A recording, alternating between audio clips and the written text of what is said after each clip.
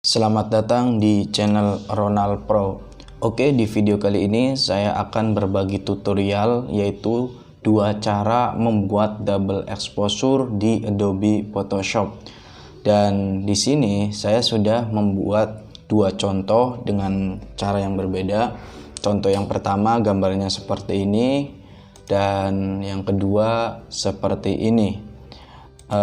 Untuk gambarnya nanti saya akan taruh di link deskripsi. Jadi bagi kalian yang ingin praktek silakan di download gratis, nggak ada password atau apa gitu ya. Oke, langsung saja. Yang pertama kita hapus dulu langkah-langkahnya. Kita hapus langkahnya dulu, boom. Dan yang kedua langkahnya juga dihapus.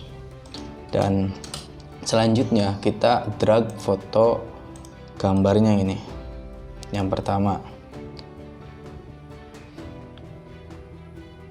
Lalu kita perbesar, kita atur ukurannya, dipas-pasin gitu ya. Lalu kita klik enter.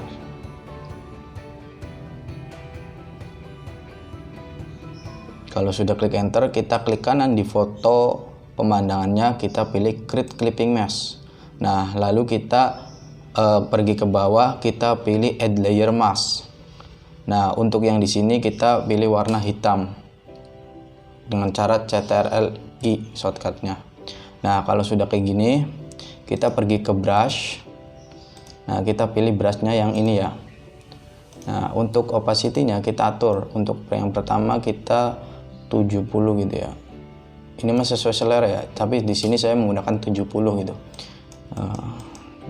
70. Lalu opacity-nya kita turunkan lagi menjadi 40. Kita perkecil brushnya 40 ya.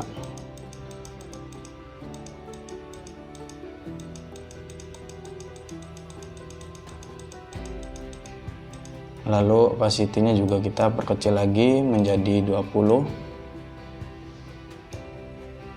ya, 21, 20-an gitu.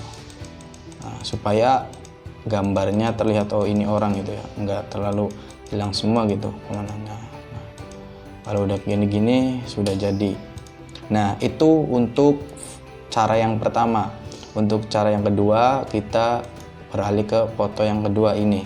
Kita seperti tadi langkahnya kita drag dulu, drag foto pemandangannya, lalu kita perbesar, kita klik enter,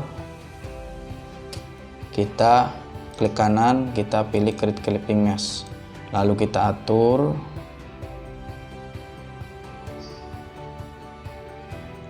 ya. Misalkan udah kayak gini, kita blending modenya kita ganti dengan lighten. Nah, supaya apa ya, membentuk orang gitu ya. Nah, lalu kita pergi ke bawah add layer mask, klik kanan, dan untuk ininya putih dan untuk background ininya yang ini hitam dibalik ya.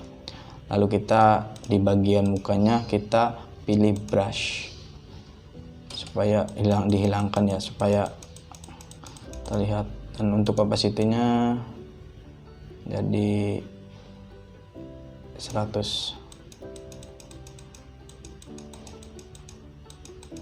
Kita atur.